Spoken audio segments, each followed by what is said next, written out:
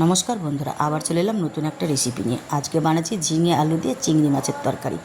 এই গরমে একবার এইভাবে বানিয়ে খেয়ে দেখুন, এটা কিন্তু খেতে খুব ভালো লাগে।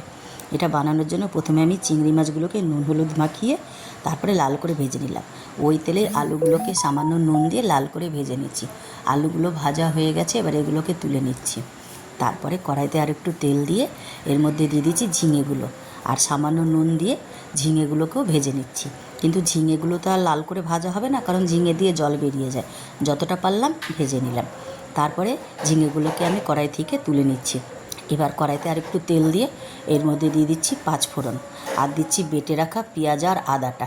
তারপরে দিচ্ছি জিরের গুঁড়ো, লঙ্কার গুঁড়ো, হলুদ গুঁড়ো আর পরিমাণ মতো নুন দিয়ে ভালো করে নাড়াচাড়া করে মশলাটাকে কষে নিচ্ছি। মশলাটা থেকে যখন তেল বেরিয়ে আসবে তখন এর মধ্যে দিয়ে দিতে হবে ভেজে রাখা ঝিঙে আর আলুটা দিয়ে তারপর বেশ খানিকক্ষণ আবার এটাকে কষে নিতে হবে। মশলাটা যত কষা হবে তরকারিটা খেতে ততটাই ভালো লাগে। এরপর এর মধ্যে দিয়ে দিতে হবে পরিমাণ মতন জল, দিয়ে ঢাকা দিয়ে দিতে হবে আলু আর ঝিঙেটা সিদ্ধ হওয়ার জন্য।